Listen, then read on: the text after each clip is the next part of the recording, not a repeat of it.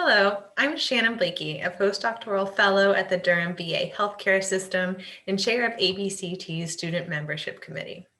Graduate students in mental health programs typically learn about careers such as educator, practitioner, and scholar, but do not necessarily learn about administrative leadership opportunities, despite their relative abundance in postgraduate careers. In this ABCT webisode, we'll hear from 3 psychologists from different professional backgrounds, serving in different administrative positions across different professional settings. They'll describe their central responsibilities, what excites them, what surprised them, and what they wish they had known. First, we'll hear from Jeanette Hsu, who received her PhD in clinical psychology and currently serves as the Director of Psychology Internship and Fellowship Training at VA Palo Alto. Then we'll hear from Simon Rego, who received his PsyD in clinical psychology and is Chief of Psychology in the Department of Psychiatry and Behavioral Sciences at the Albert Einstein College of Medicine at Montefiore Medical Center. Finally, we'll hear from Paula Schnurr, who received her PhD in experimental psychology and serves as Executive Director of the National Center for PTSD's Executive Division. Each of our panelists interact with colleagues from various mental health disciplines, in addition to policymakers outside of mental health. They're also committed mentors and advisors, evidenced by how eagerly they all agreed to share their experiences with everyone on this panel. Without further ado, I welcome Drs. Hsu, Rego, and Schnurr. Hello, please welcome Dr. Jeanette Hsu, Director of Training for the APA Accredited Psychology Internship and Postdoctoral Training Programs at VA Palo Alto Healthcare System, and Affiliated Clinical Professor at Standard University Department of Psychiatry and Behavioral Sciences. Dr. Hsu has been an active leader in numerous professional associations, including the National VA Psychology Training Council, APA Divisions 12 and 35, the Association of Psychology Postdoctoral and Internship Centers, or APIC. She is board certified in clinical psychology, an APA fellow, and a recipient of numerous professional awards. Dr. Hsu, we appreciate your joining us today to share your experiences about administrative leadership in psychology. Oh, thank you for inviting me to participate, and thank you for the kind introduction. Yes. So just to start us off, I was curious if you could share with us, as internship program and postdoctoral fellowship program training director, what does a typical week or month look like for you? Well, in talking about my typical week, I just want to preface by saying that our training program at Palo Alto is one of the largest and more complex training programs in the country. And so, so I have about 80% administrative training time in my position. And just so people know that most training directors don't have as much time as that, and maybe have up to maybe 50% time, and often the other percentage time is either clinical work or research or some other role in their job. So just thinking about my week, I was going to say that I spend a lot of time on email, which is not the most exciting thing to say, but just in terms of like what the content of all of this involves, I spent a lot of time planning training activities, including seminars in terms of postdoctoral fellows, not only planning and kind of directing and facilitating them, but also teaching as well in those seminars. I lead a lot of the subcommittees for training, including around selection, evaluation, orientation, diversity issues in training, and I send, as I mentioned earlier, I send and respond to a lot of emails about training and supervision, and that's both within our VA Palo Alto, but VA system, and also we have a large national network of training directors, and so I do a lot of consultation to other training directors, and also some formal mentoring of other newer training directors. For the interns and fellows who are here, I typically meet with at least some of them individually, interns and fellows, to talk about professional development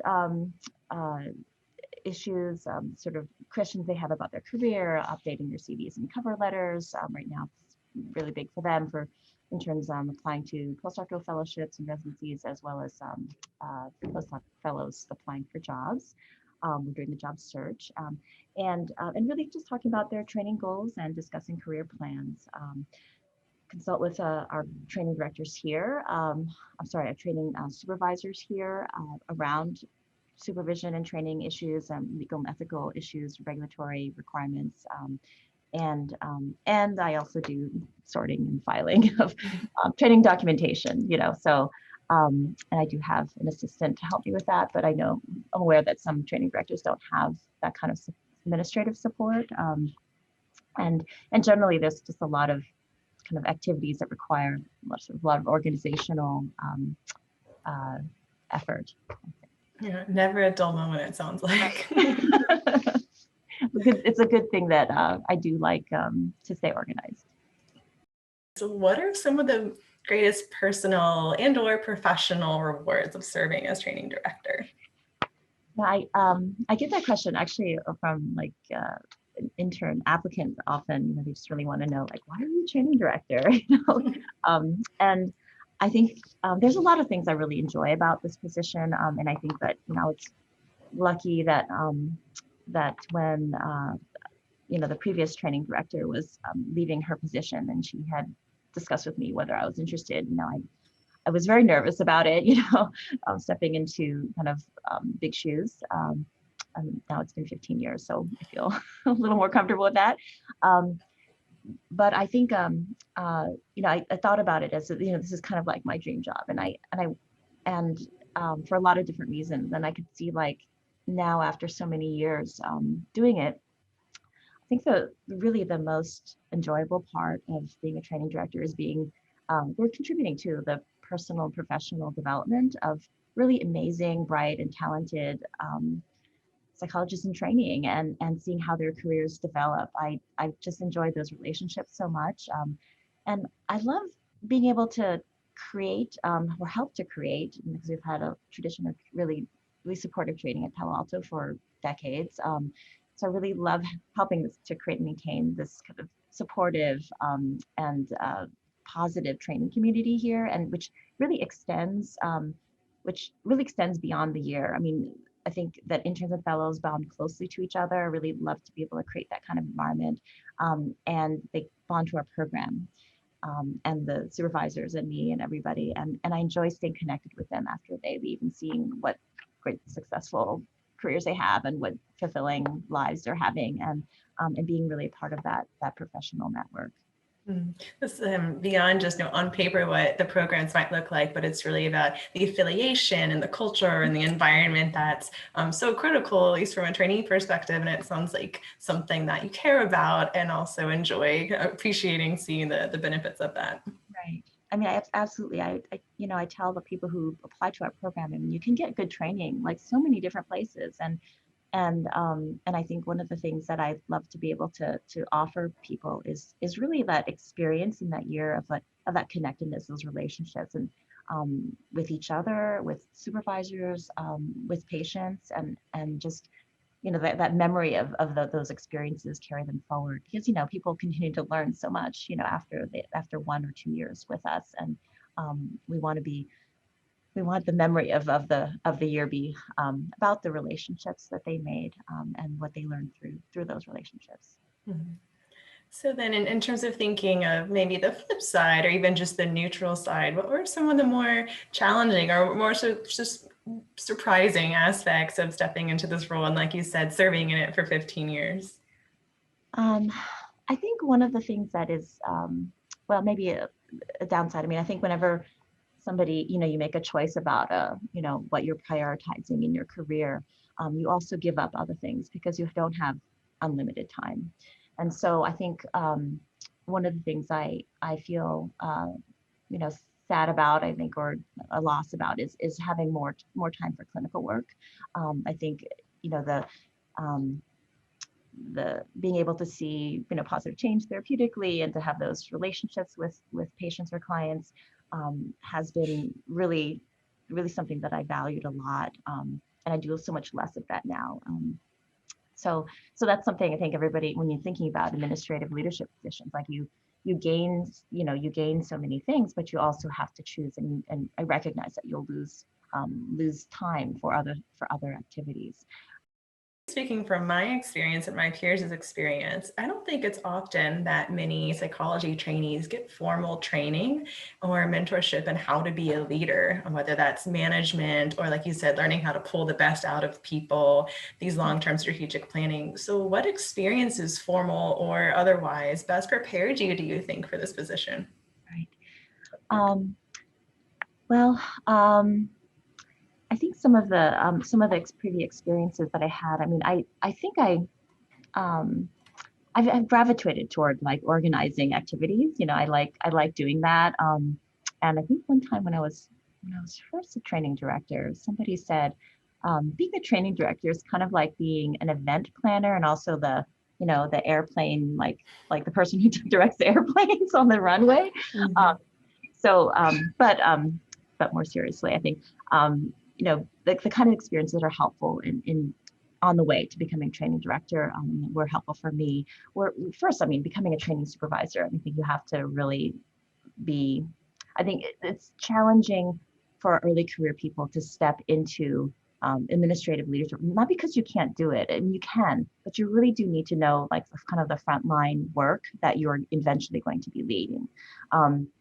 Because I think people are very talented and they will be asked, people will be asked to take leadership roles. And it's good to take them, but also to realize how much, you do need to ground yourself in what if you're going to supervise people, you need to know what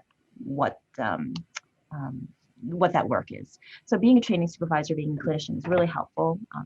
Initially learning to be a training director, but also getting involved. I mean, like local, your training program always has training committees, other work groups. That's really helpful to learn kind of the content of or the different activities that are involved in running a training program.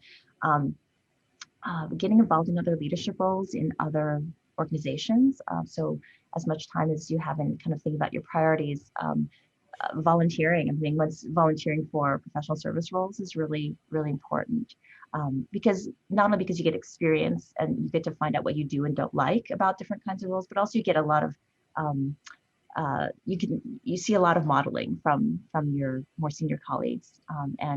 For example, when I got involved in APIC, in the first, I think it was the first year or so that I was staff psychologist at VA.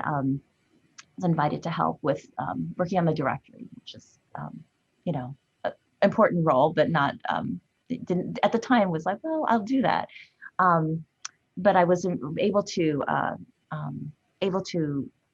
be kind of interacting with a lot of training directors, went to APIC conferences, sat with the APIC board, and saw how the different chairs, some very very good leaders ran these meetings, board meetings and committee meetings, and just really thinking about like, wow, that person did that really well. Let me think about what he or she did that made it work so well. No one likes being in a meeting when nothing happens or nothing comes of it. Yes. So like, wow, let me think about what she did to make sure that there were action items came out of that, if decisions were made, like, you tracked progress. I mean, it was really helpful. And so, I did that, a lot of different kind of leadership roles in different professional organizations. I was also asked to take up some leadership role in some clinical programs here in our, both in behavioral medicine and addiction treatment. So kind of practice leading, and doing program development in those areas as well. So I think that was really helpful, and really telling people what I wanted. I said, I'm really interested in this. I really want, because then more opportunities were offered to me.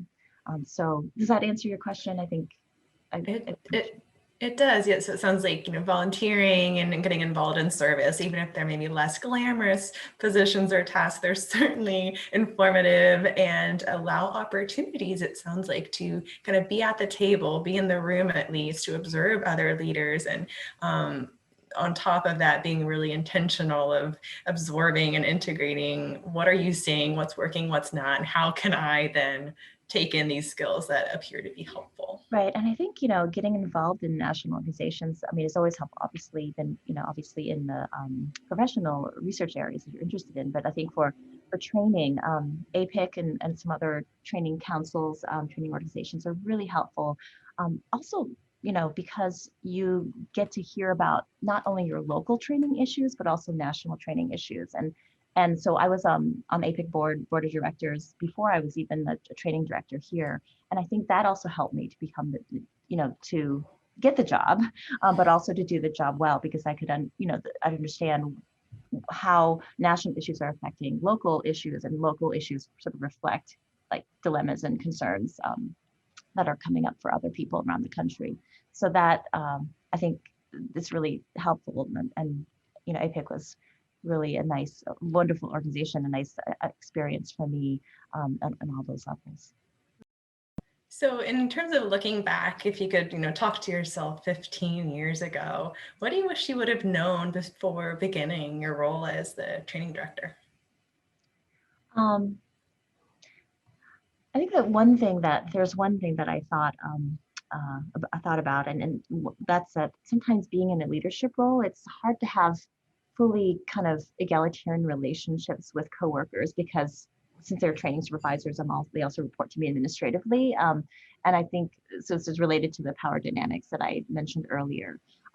So I think it's really important, like in whatever leadership role that you're in, that you also cultivate relationships with other, like for me, with other training directors, because those are the folks that you can get the support from. So it's a little bit challenging sometimes. You really like have to be careful about what role are you in? Are you being like my coworker and my friend right now? Or are you really looking for some other administrative or supervisory kind of like feedback from me? Looking for support from me as the training director, as opposed to me as like your colleague, So that's something that, because I kind of grew up here, like from early career onward, and wow, these are all my colleagues and friends, and at the same time that there's all these different roles that we play with each other. So being able to make sure that obviously staying connected with all the coworkers, but getting support from others in the similar role that you have. Yeah, that sounds really important, especially if you have, like you said, kind of grown up or formerly a trainee or a junior colleague, to assume the new positions and keep those boundaries while still being yourself and maintaining those relationships. It seems like something that we as trainees and early career folks watching can really keep in mind as we move forward. And I'm excited to hear your perspective on this question. Of course, there's been a lot of national discussion and attention around limited representation in certain leadership positions, especially in the upper echelons of leadership. A few factors like gender or race and ethnicity come to mind. And I wonder, just from your perspective, do you think there are any steps that the mental health field can take, and the roles that we as mental health professionals can play to increase diversity and equity and inclusion in these domains? Sure. This is an area that it's really important to me personally, and I've been kind of working on this for many years. I mean, now it's more than 20 years thinking about these diversity issues, and I think that something that we've been trying to do here at Palo Alto, but also I think about this in sort of nationally as well. And we've had lots of discussion with many different professional groups about this issue. And what I've really come to, it's not the only answers, but it's just like multi-level kind of activities, that you need to do, that the programs or the field need to do. I mean, I think intentional mentoring of individuals from underrepresented groups at every stage of their careers is really important to support and cultivate their leadership skills, but especially also to helping to instill and strengthen their confidence in leading. I think people, very, very talented. All of us, we're lucky to work with so many talented individuals, but I think the confidence people have in stepping forward and volunteering to be a leader is really, that's hard to do. And so I think having role models is really important. So I think people need to see like diverse faces, and people need to come out about, kind of less visible identities. so that there's modeling for people to see like, oh, this person can do it, and so can I. I can see myself doing that. But also not just modeling, kind of like representation, which representation is important, but also modeling in different kinds of leadership styles. So that it's not just one kind of leadership style that we're looking for, one kind of voice of authority. I also think sort of logistically, practically, it's important to increase the flexibility of work schedules and to better support personal and professional life integration. I think for women, for people of color, for people with disabilities, like these kinds of practical modifications to work expectations is really important in order to really keep people engaged fully in their work, as well as like being able to kind of lead their lives and fulfill all the roles that are in their lives. And I think also I think it's important for all of us to continue to recognize and combat implicit biases about who we see as leaders. I think we need to I just voted for APA president, right? And the board of directors. And I need to think about like, who do I see as, who do I feel confident in a leader, and why do I think that? And it's important to do that at every step along the way, whether it's when we're interviewing people for internship and postdoctoral fellowships, or interviewing for hiring, thinking about considering who we want to bring into a work group or committee, who do we ask to lead the committee, all of those things, every step along the way, all of our implicit biases send messages to people about who can be a leader.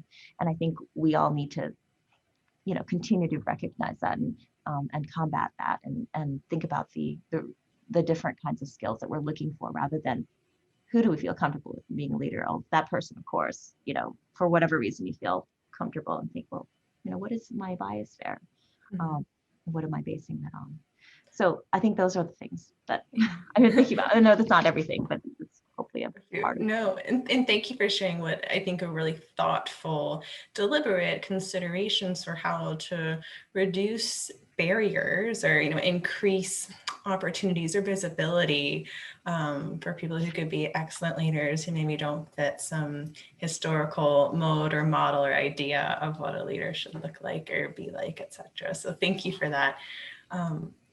And as we come to a close, I just wanted to invite the opportunity. Is there anything that you would like to share to any of ABCT's students or trainees or early career professionals who might be watching this later?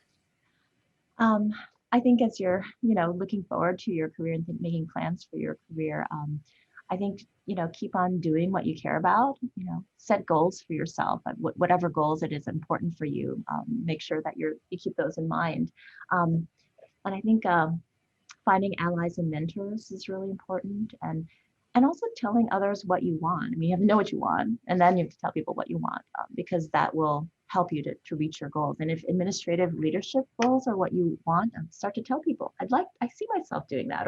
And as you tell other people that, maybe you start to believe it too yourself, that I'd like to do that. How can I get there? Help. You can ask for, help me to get the experiences I need to get there. I think those are the kinds of things I hope people can do. And also, you don't have to do these kinds of roles too. If you do what you care about, this is what I thought too. If you do what you care about, eventually people will ask you to lead, because you inspire people and you do it well. I think that you even if you said, well, I don't know if I really want to be, the chair or president of this organization. It's like, don't necessarily think about like, I have to do that. It's like, do what you love really well. People will ask you to be a leader eventually, because they see you doing well, and want you to contribute. So I think those are the things that I was going to tell folks. Well, extremely well put. And thank you so much, Dr. Hsu. You have a busy schedule as described, all your responsibilities. So thank you so much for donating your time to talk with ABC today. Really appreciate everything, and wish you and your program the absolute best. Oh, well, thank you. It's been an honor to speak with with you and also to contribute in this way to this episode. And I wish all the early career folks and trainees and students of ABCT best of luck in your careers. And thank you for having me. Hello, Dr. Rego is Chief Psychologist, Director of Psychology Training, and Director of the CBT Training Program at Montefiore Medical Center, and Associate Professor of Psychiatry and Behavioral Sciences at Albert Einstein College of Medicine in New York. His main areas of interest are anxiety disorders, cognitive behavior therapy, and social media. He is an ABCT Fellow, formerly served on ABCT's Board of Directors, and remains an active part of the organization. Dr. Rego, thank you so much for joining us today to share a bit about your experiences with administrative leadership within psychology. Thank you for having me. Maybe just to get us started, I'd be really curious to know, what does a typical day or a typical week look like for you in your role of Chief Psychologist? I think I could fill your time with just an answer to that question. It is, what is typical? This is, we're talking in October of 2020, in a year which is not like any other year. So part of what I would answer might be a little different than had you asked me this question before March of this year, just by context, right? Coronavirus has really changed a lot of what we're doing as a health system, and Montefiore, being in the Bronx, was hit particularly hard by the initial wave of the coronavirus. So it changed a lot about what we have done in the last 6 or 7 months, and what we're looking forward and preparing for just in case for the next few months. So I'll try to couch it in general terms, but feel free to ask more specifics if that helps. Thank you. So it really is different every day. My roles, as you've described so nicely, thank you, and so in such a flattering way, intersect a lot of the time. So in some ways, I have multiple hats that I'm wearing that all have to be fit into my work week.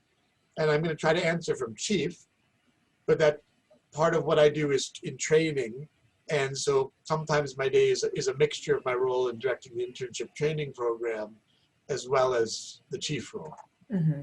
Yeah. The day is really a mixture of I'm still a clinician, I'm still a cognitive behavioral psychologist, and though I do less clinical work now, I believe in order to help with my teaching and help with my training, and also as contributor to the department, part of my role is to continue to see a handful of patients. And so it's not that many, but on average, I might see if it's a busy week, I might see a patient a day as part of the faculty group practice in the department to do CBT with a referral, like anyone else in clinical work. And then there's usually nowadays, and even without the coronavirus, some portion of my week is allocated to what I would call administrative time. And administrative time inevitably means meetings. And so being a chief, also part of the expectations is that I participate on a departmental level, on a departmental leadership level, and then on a hospital level, and then on the medical school level on various committees where my voice may be worth hearing. So that ends up, over the course of the week, ends up usually meaning I have on my calendar on an average day anywhere between 2 to 4 meetings that I'm participating in. Well, thank you for making time to include this meeting into your schedule. Thank you. I think a lot of trainees are unfamiliar with what administrative responsibilities really looks like. I think it's kind of like someone saying as a consultant. It's like, well, what does consulting actually mean? And I think this, for a lot of junior psychologists, can be something like that. So when you're attending meetings, what role is your voice at the table as the chief psychologist? Great question, and thank you for, we use these terms sort of generically, and sometimes it's hard to actually see what does it mean practically. So it depends on the meeting, but let's say, for example, Monday morning, first thing in the morning, I have a recurring, what's called I call it CALM because it's a nice acronym to start my week, but it stands for Central Administrative Leadership Meeting.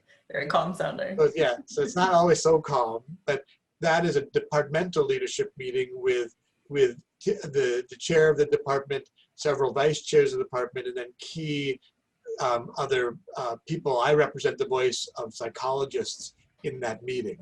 And the meeting usually covers a range of commonly recurring topics.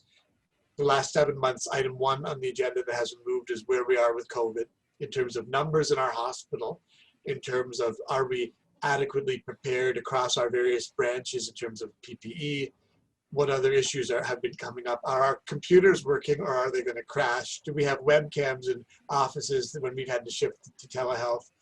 General preparedness for where we are as a faculty. And I use that meeting administratively to bring the voice to psychologists in the department, to departmental leadership, which overlaps but is somewhat distinct from another meeting which takes place typically on Wednesdays once a month, called our steering committee meeting. Steering committee is broader. That is leadership throughout the entire department in all the various outposts that we're quite a big system now. So it's our one chance to meet with the chair and talk about where are we being steered, what's the direction we're going in, what's the chair reports on hospital initiatives. We as a group sort of think about how to implement some of those initiatives, and then we also give feedback to the chair that ideally the chair brings to the corporate level, the senior vice presidents and above in our hospital. Mm-hmm. Other meetings might be me with the faculty to talk about the psychology faculty, to talk about as a division, I update them on what I'm hearing from what's going on in the hospital. They bring concerns to me. We talk about issues in the field. Sometimes it's very timely, right, like politics or racial or social injustice. Other times it's the pragmatics of what's happening with compensation, and everything in between. Got it. So given the really varied nature, it sounds like, of your role and the expectations, what are some of the more personally and or professionally rewarding aspects of your position? In general, well, the thing about being chief, which is a real treat, is, and this gets to finish off the administrative question, I also have a role in the hiring of every psychologist that comes into our hospital. So it doesn't matter if it's within the Department of Psychiatry or not, where I'm housed. As chief of psychology, I, along with the chair, Dr. Alpert, have to meet with every psychologist being considered for every department within the hospital, because ultimately for a psychologist to get privileges in the hospital, to be able to do what they need to do as a medical staff member, the chair and I have to sign off on something called a designation of privileges, a DOP. And in other words, we're vetting them, saying to the hospital credentialing department, we're okay with this person practicing in our system. We've looked at their CV, we've interviewed them, we think that they're competent, the background checks have been done, and they're okay. Here's what they're asking to do. They want to do therapy, they want to do testing, they might want to have some special expertise that they're trying to do. So the downside to that is we're now 40,000 employees. There's 100 and something psychologists in the system at any one time. So there's constantly people either saying, unfortunately, that they're moving on, and then there's other people that are being hired. So that's part of the administrative busyness. Mm-hmm. And then every year to 2 years, people have to get re-credentialed. So we're making sure, have they kept up with their requirements?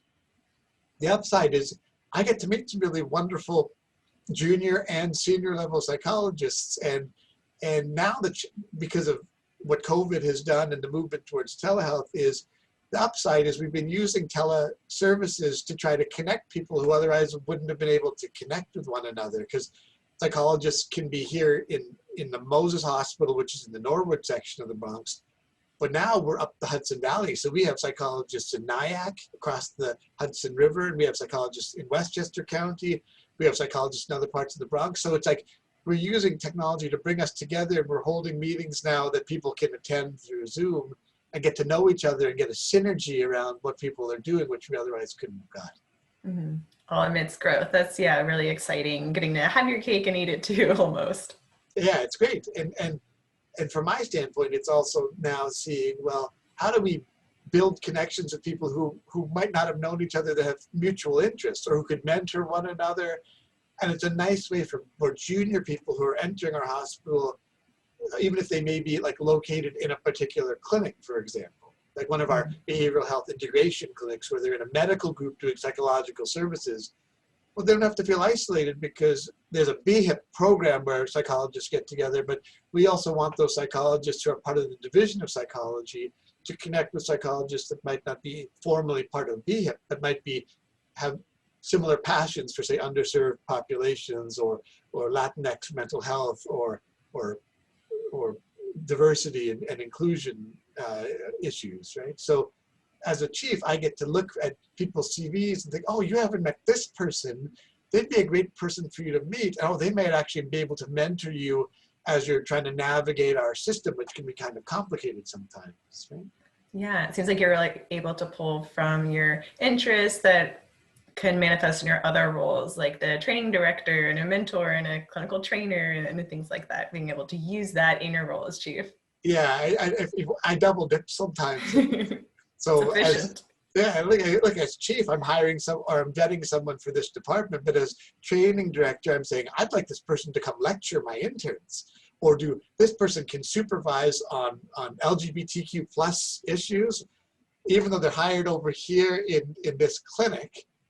I want them to come and do teaching or to create an elective there so that my interns can then go and get trained by someone who looks really excellent. It's good and then they get to break up their day from not just doing clinical work, but do some training and supervision and teaching. Mm-hmm. Everyone wins that way. Yeah. I mean, it sounds like, as a trainee myself, that seems like a really great way to go about it. And it sounds like there are a lot of positives. I wonder if you're willing to share, are there unexpected challenges that you faced in either early into your role in this position or now that you've been in it for some time? Yeah, well, so I said I have very little clinical responsibilities now. And I think if you do it, if you look towards growth in a hospital like ours or most academic medical centers, for good or for bad, as you get more senior, your responsibilities shuffle less from foot on the ground in the clinics where I started, and more into meetings and paperwork and supervisions and getting involved in negotiations or working through issues that crop up. So part of the challenges are, first of all, we're not often trained to do that.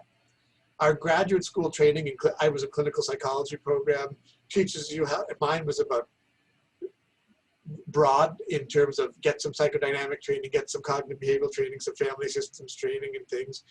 Clinical, like our clinical competencies, the profession-wide competencies we need to know. Maybe in a PsyD program like mine, some research is nice as well, but relatively less on what it means to be a leader. And then you grow into a role where you're thrust into a leadership role, and then a pandemic hits and everyone's looking to you as what do we do? And that can be trainees, or that can be my supervisors that report to me, the psychologists. And I think a relative weakness and a big challenge sometimes is not feeling like an imposter, and like I actually have some stuff that I've learned that I can share. And then also not resting, and there's a burgeoning literature and an established literature on what it means to be a good leader in the field, and what skills can I build that can help me with these tasks, right? And so that's a growing area for a lot of people that we don't get trained in. Yes, and I mean, first, it's just remarkable for someone who's pretty earlier in their career, like myself, to hear that, even established, leaders in the field can have the imposter syndrome sometimes. So I just want to acknowledge that, since I'm sure other trainees and early career folks might resonate with them. But really, what you brought up of, we as psychologists are not often trained in hard leadership skills, or as you're talking about managing a system, I would imagine the business side kind of your role. And so since very few of us have didactic or formal training in that, what experiences or what skills have you developed to make you successful in that area? Yeah, thank you. That's a good question. Yes, I will reiterate, I don't know if the imposter syndrome ever leaves. It's more like this is more like an acceptance version. Like, can you accept the voice is going to be there whispering and still commit to doing the stuff that's important to you? Right? Very kind of behavior, love you. Thank you. I'm borrowing from acceptance and commitment therapy there as well. Yeah. I mean, part of this, some of the meetings that I didn't get into and a little bit that I did, there are budgetary issues to consider. That being said, we also have a people that are financially trained and a department of finance within our, or division of finance within our department. So I'm not expected to manage the spreadsheets of where we are in terms of our budget, but I am expected to conduct the activities that I need to conduct within the budget and make sure that our programs are staying within the budget. And so part of leadership is actually figuring out, I think the challenge is not to tell yourself that you need to know it all right away. The challenge is to be open with yourself about what do I need to do to improve on these areas, right? And with budgetary stuff, I think it's more a matter of figuring out what questions you need to ask to understand how operating budgets run. And our hospital is wonderful because there are internal trainings that help people get those. If they're available, if you turn to them, both by online services to like an in-house e-learning center, and then there's workshops available, right? And then the other skills, like what does it take to be a leader? Like there are these interpersonal skills that are necessary. And how do you give things like, how do you give feedback, and how do you mentor people, and how do you bring the best out of people? How do you communicate effectively? That hopefully we have somewhat as psychologists, but also you can improve upon either through what we would do with our patients. There's a self-help literature. There's tons. This is not a plant, but this happens to be here on my shelf, The Truth About Leadership, one of many, many books one can get on how to become a more effective leader. Over here on this shelf that I'm pointing at, I could pull it. Oh no, I can see it. It's right over there. It's a book called The Science of Leadership, which is written by a colleague in Canada, which summarizes like what skills can you hone to become a better leader. So I think, I hope I'm answering your question, but part of it is like that I've learned about is how to talk to people in a way that tries to bring the best out of them and encourage people to feel like they can come to you, and then also how do you set expectations that are realistic and work with everyone's life circumstances and everyone's individual personalities to try to bring the best out of them. And as you may guess, a cookie cutter approach is not the way to go. And then in the face of a global pandemic, flexibility is probably the single most important factor that I've embraced as a chief, right? Yeah, that's really valuable to hear. And it's, sounds like there's some things that people just bring to the table, their own interpersonal skills and histories, but there's also being able to seek out and capitalize on resources that are available, some of the trainings that you mentioned, but also just the doing your homework, taking the initiative to seek out that information that may not be externally provided in order to continue growing and becoming better in certain areas. Yeah, it's almost like in some ways, I think I've been chief now 4 years, and I was director of the training program now 10 years. But with each of those moves, it's a bit like imagining going back to start graduate school at year one again, right? Whether you're like just finishing your clinical training and you're about to do internship, or whether you're a postdoc, or whether you're just your first couple of years out, new professional levels. If you think about, like, imagine going back to the beginning and how it can be a little daunting where you were when you first started grad school, and saw your first patient, or you met with your research mentor and you're designing your master's thesis or your dissertation. It's not until you go back and start walking that path that you can get more confident in yourself. And so the challenge becomes, like, when it comes to finance, like, you may not have been trained in that, that's okay. But what do you need to do to start at the beginning, and what did you do to be successful enough to get you in the position that opportunity is there in front of you, right? Mm-hmm. And same thing with leadership. If you're put into a position of becoming in some form of leadership, a chair of a committee, or an associate director in a program, or a director, it's like starting fresh at a ground level in that element of your life, even though you've got all these other things that you're strong at, which is why you have the opportunity. In that one area, you may have to take a couple steps back and start the learning curve again, and that's okay.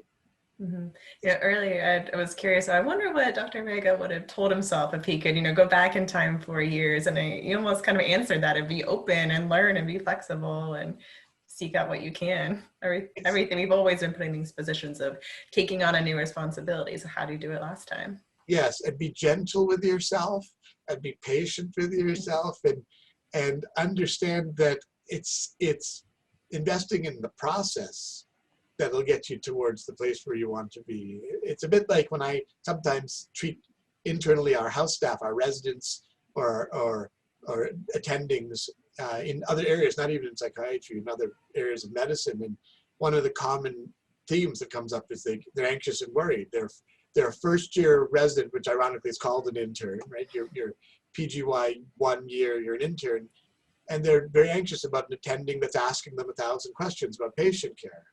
And they somehow want to be on an attending level before doing their 4 or 5 years of residency. And there's our dilemma when we want to become leaders. There's a process of steps that take place. And then there's training and readings you can do, and hopefully you can also have people above you that are good mentors that help guide you along the way. Mm-hmm. And that's the other piece of advice I would give is find someone, hopefully that you have in your life, professionally or personally, that you trust, that you think of as a success, and approach them and ask them if they wouldn't mind sharing their wisdom with you.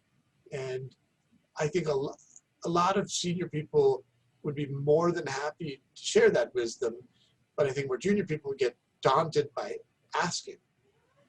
Yes, but it seems like it's an invaluable resource to have, and that courage of just going in and asking, will you mentor me? Can I learn from you? Is worth whatever anxiety or distress is serving up front.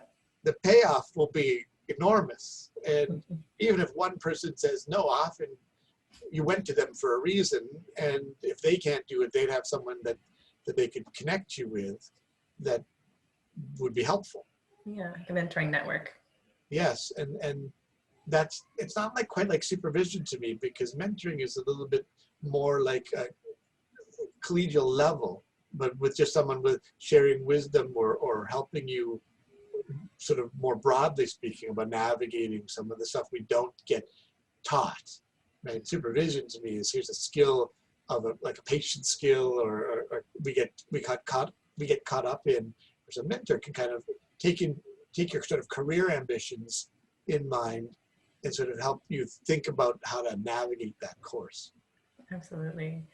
And as we turn to the end of the half hour, I wanted to ask, is there anything else, whether it's advice or whether it's a recommendation or just any sort of words you might have for ABCT trainees or early career professionals, related to leadership or just more generally speaking? I'll say this in all sincerity, two things. One is for ABCT in particular, if you're watching this, you're an ABCT member, participate, get involved, because the work that I did getting involved first by volunteering to join committees, and then by participating in the conference and saying yes to requests has helped immensely in the networking that I think nowadays is so important in terms of generating opportunities in your career. And there are so many ways you can get involved on levels that fit your schedule. You don't have to do it all, but just by saying yes to some things, you will inevitably make connections with people which will pay off down the road in ways that you may not even predict initially. And those opportunities lead to more opportunities, and it snowballs pretty quickly. And I would say that's how I got involved with the board with ABCT inevitably. It started with 20 years ago saying, it was 2000, and a chair of a committee said, do you want to join this committee? And I didn't know if I could. It was not even a committee that exists anymore at ABCT. It's a now defunct professional issues committee. But I thought, okay, they're asking, I'll say yes. I took the chance. And that just led to one thing to another and to another. So say yes, or in fact, reach out and look at what committees are available. Find one that you think, oh, that seems kind of interesting to me. Write to the chair and see if you can get involved with it. I don't know a chair, an ABCT, that's going to say no to a young, bright, enthusiastic, energetic person that wants to help, because it distributes the burden across everyone. Here. And then in line with that, but just, I would say, be nice to your colleagues. It may seem obvious, but recognize that so much of what comes our way comes from being nice to one another. And there's a lot of tensions in this world right now.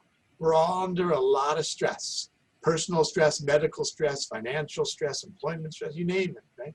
There's racial injustices going on. There's the political climate's unsettling, right? So there's a lot of temptation sometimes to not be as nice, or to get caught up in so passionate about what you believe that you think that therefore other people are wrong to hold their beliefs. And I think that'll backfire at some point, right?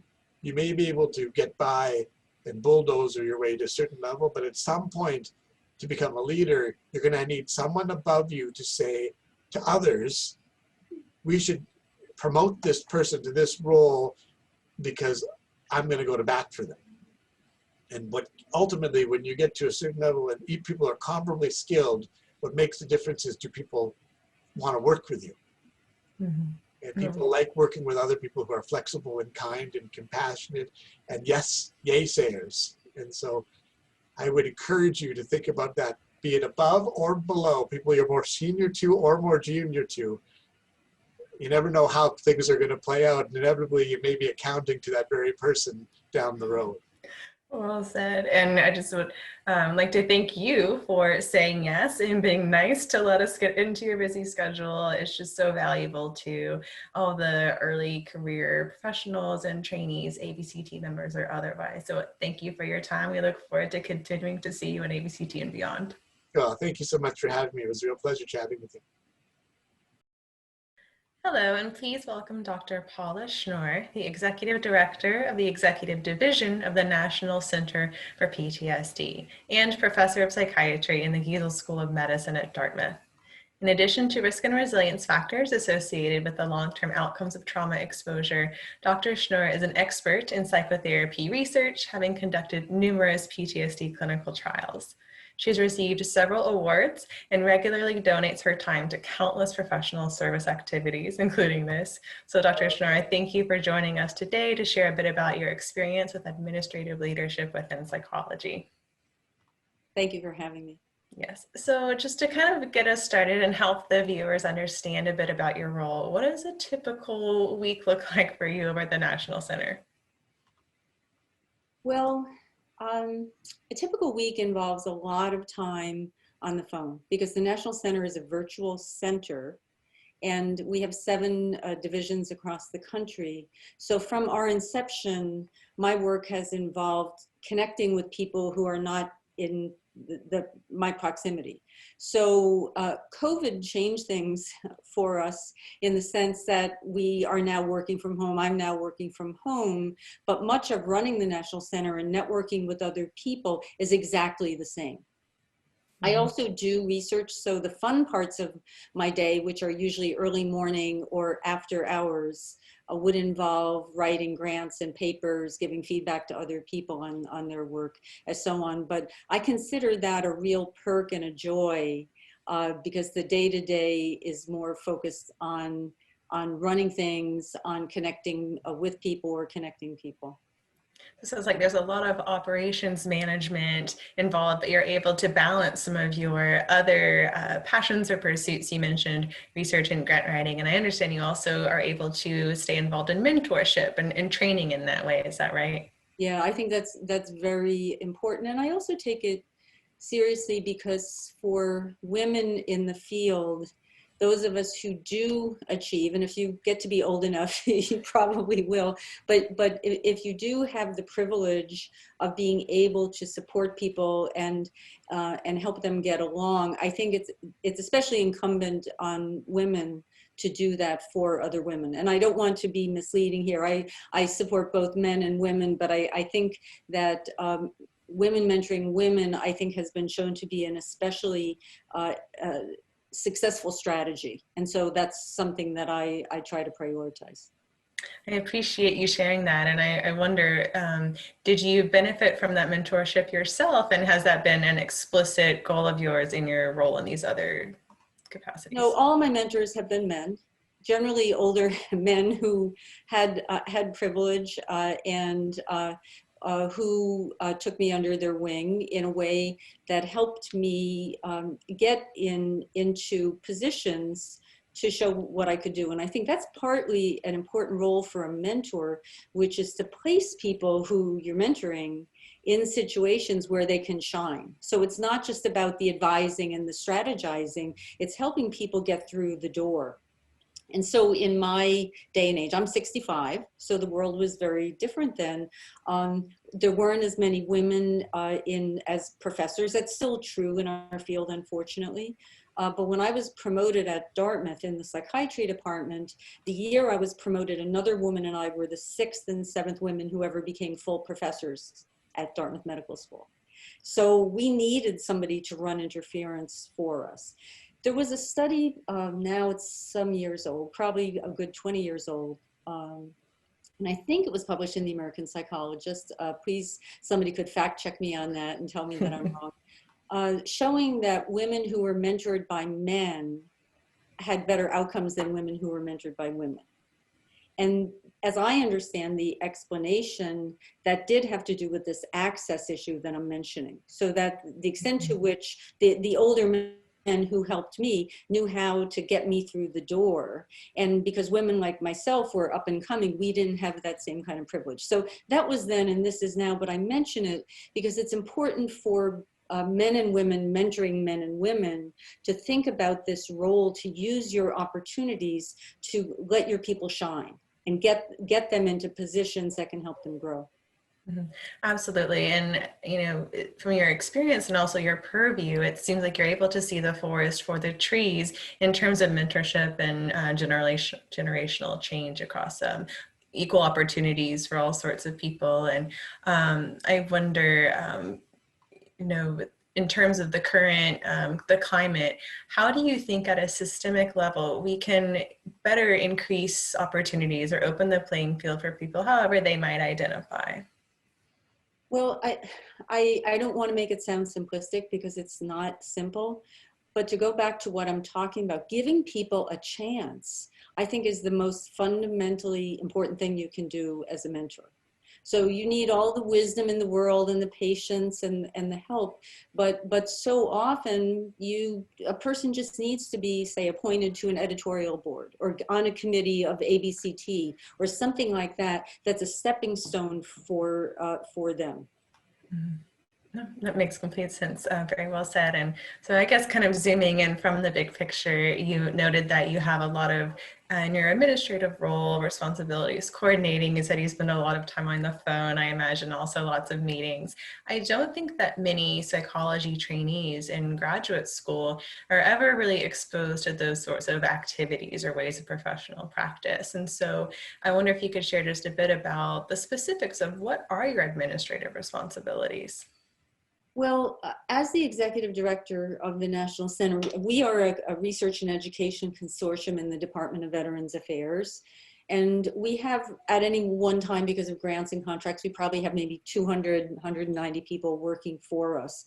And so overall, everything falls to me.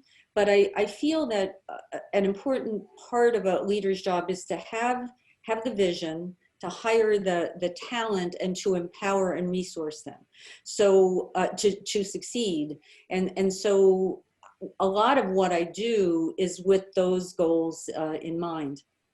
In addition, as a leader, even if somebody is, say, stepping up to be a clinical leader in a clinical program, they've got to interface with other parts of their facility. And so part of your role as a leader is also networking with other people and ensuring the appropriate connection, that people know about you and that you know about what's happening elsewhere in order to optimize what you're doing and also not get in other people's way. So I would say that some of my activity is within the VA and outside of the VA in professional societies, in the scientific world, and both nationally and internationally, to help the National Center do what it needs to do in terms of our research and education. So you mentioned things like having a presence and connecting with others is an important key to success in your position for the center. What sorts of additional experiences or even personal qualities do you think best prepared you to succeed in your current role? Well, I actually think that something that helped me greatly was not going to graduate school when I finished undergrad, because I didn't know what I wanted to do. I kind of kicked around and I got into retail management. I had aspirations of becoming a designer, a clothing designer. So I loved retail, and I think I did make the right career choice, but I was in the fashion world for a while. And I got into management in that world because I think I was a better manager than a designer, okay? Mm-hmm. But that experience served me very well. So I came back to graduate school, and I was still very young, but I came back to graduate school already with the experience of having to manage other people, advise other people, actually run a business. Mm-hmm. And so I think when I stepped into after graduate school into postdoc and my work, I fell back on this prior experience very much in leadership. Now, I know most people don't get that experience, so you have to learn it on the job. And in that case, I think, I would say not so much from my own experience, but what I've observed from others is to get a mentor and get advice, get perspective. I think you asked about personal qualities too. One of the best things you can do is to find the fine line between personalizing something and ignoring it and understanding it's not about you. Because sometimes the negative experiences you have are about you because you're doing something wrong or offensive, you're failing in some way, but sometimes it's your role. Mm-hmm. And it's not you, the person. So I would say I rarely get hurt, and I advise people to rarely get hurt if possible. It's something that I deal with fairly frequently in mentoring people because they'll be trying to process an experience and their frustration, somebody's getting in their way, something isn't happening. And I think if you don't personalize it, and first of all, if you are a psychologist, you have a lot of extra wisdom that the average person doesn't have. I'll often say to people, okay, what would you say to your patient? If they told you this, how would you help them break this down? And now people would laugh at me because they've heard me say this, but the first time you think that way, there's a bit of an aha moment, because if you can look objectively at yourself, you often have a whole lot more knowledge than you do otherwise. Yeah, so it sounds like the whole continuum of introspection and self-assessment, right? Am I dropping the ball here? Is it my misstep that's causing this unpleasant situation? Or is it this role? And if it is the latter, how can I still tap into those managerial or leadership skills to nevertheless bring out the best in the people and hopefully rectify or resolve the situation that was specifically That's very present? well said. And if I could say another thing too, I think you have to be very forgiving. You have to let things go. You can't resent people. And if you do, you need to get over it. You need to fix it somehow, because it usually comes through and it usually doesn't go well. So somehow you have to be the generous, bigger person. It doesn't mean that you're always at the receiving end of something negative, but acting with grace and humility and compassion can go a long way. You also need talent. I would say that's another characteristic. I think you need vision, but these other personal characteristics can serve you very well. Mm-hmm. What would you say have been maybe the most rewarding and most challenging aspects? And maybe it's as the director, maybe it's a prior position that you had, but in your path toward leadership, what have you found to be keeping you going, even though it sounds like there's some very true challenges involved? I think finding a single incident is hard for me to do. I think that there are milestone moments in the National Center which which Matt Friedman led, and I was part of a group that wrote the proposal to be the National Center. But you know, Matt was the executive director until I stepped in 2015.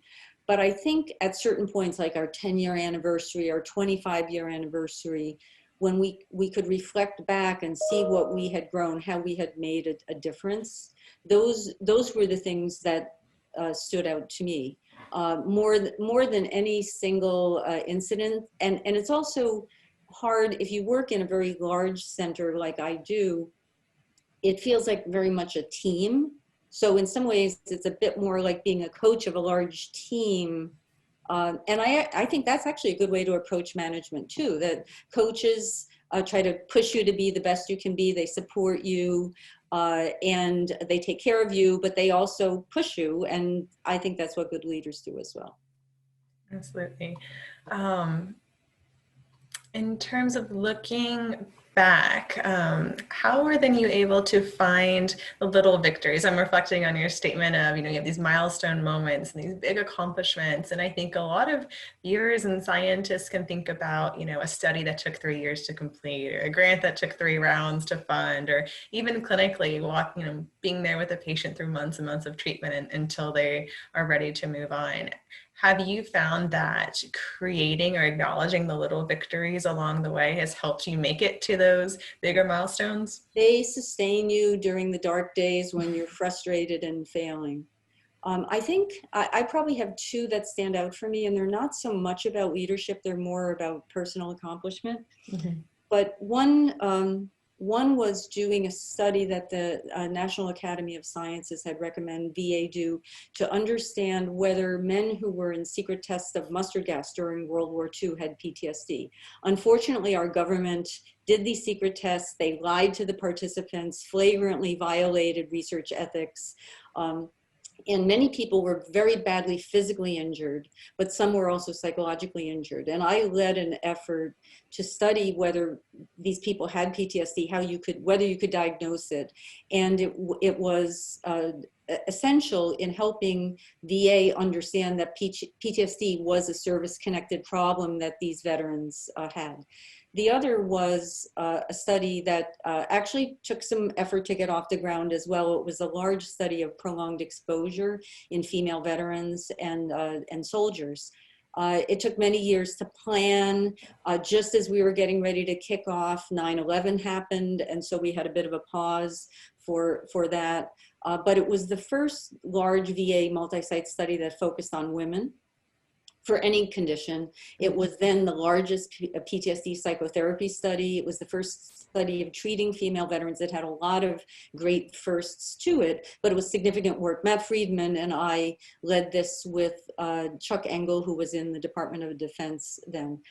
And the study was pivotal in changing how people thought about prolonged exposure treatment for veterans. There was a narrative that said, you know, not my patient, like the veterans have too many problems, they're too complicated. And we showed in a very complex and realistic sample that it worked. But more than this, VA then, on the basis of this study, decided to do a national implementation of prolonged exposure.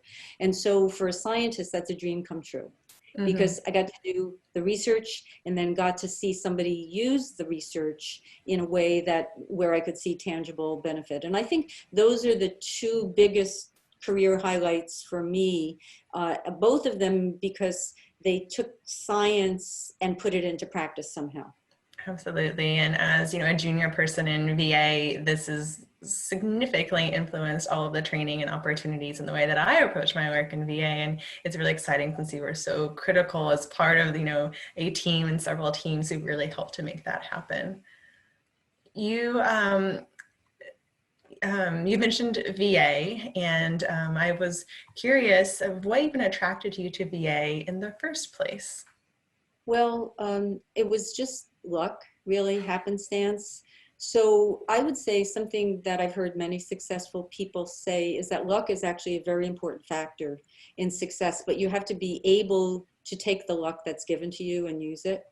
So, so in that regard, I was here at Dartmouth teaching undergrad. I was junior faculty in the medical school, and I was asked to be part of a work with Matt Friedman and a guy named Stan Rosenberg, who was at Dartmouth at the time, to help them write a proposal to study Dartmouth graduates of the classes of 67 and 68.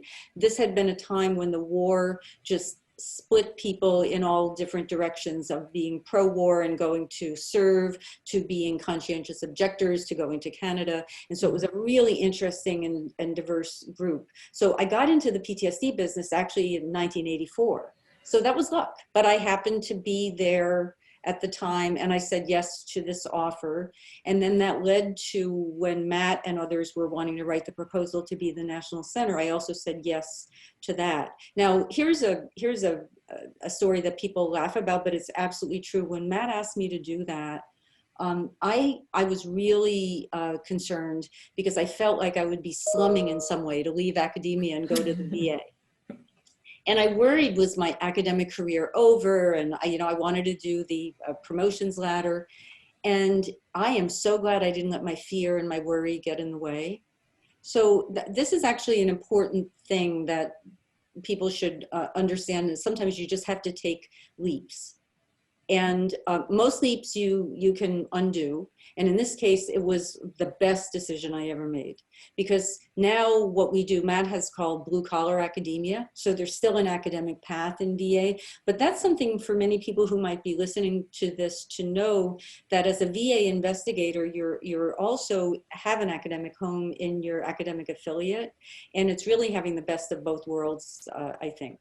Well, I agree, although we have two very biased individuals here in this conversation. So I guess, again, the message is to make strategic decisions and actually not be afraid to do something that is pretty terrifying, but just do it smartly. Sounds like openness to possibilities, a willingness to make the jump without the full confirmation or certainty. Are there any kind of key questions you ask yourself, or any key mentors or people that you seek for advice as you kind of forge ahead?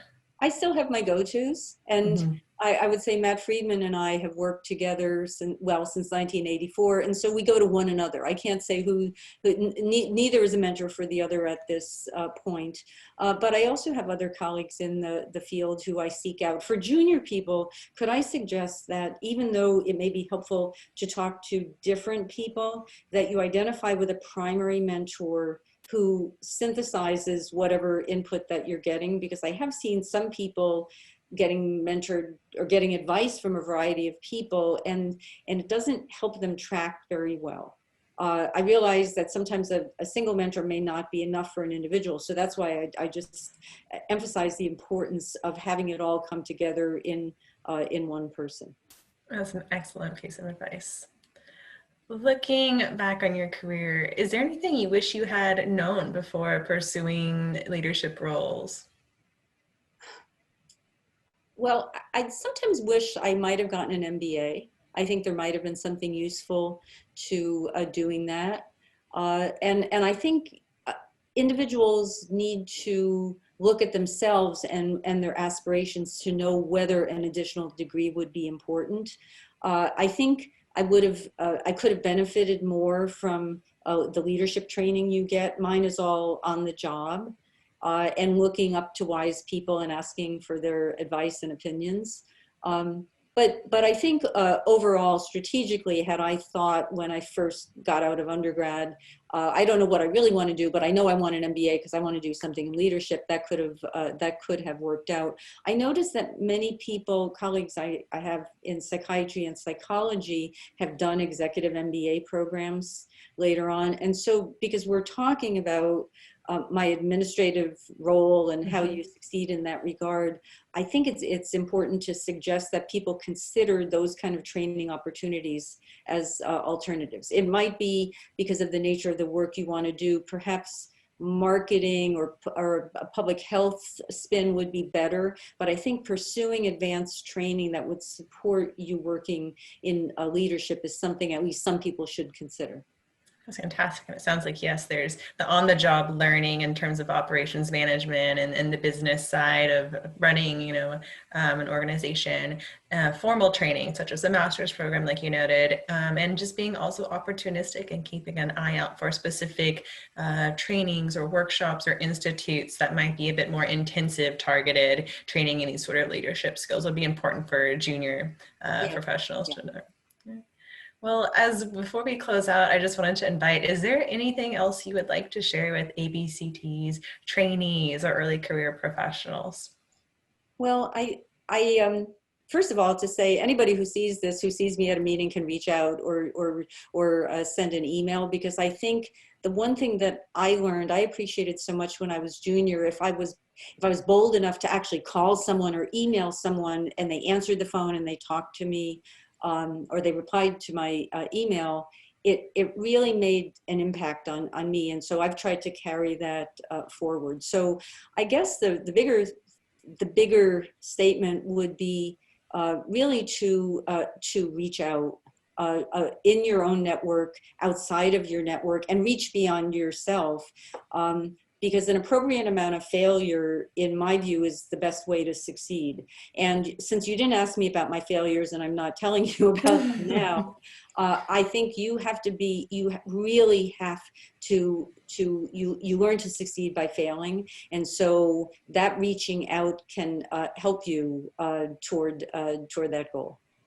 As someone trained in exposure therapy, I'm all about taking the risk, and you'll learn what you're going to learn on the other side of it. That's right.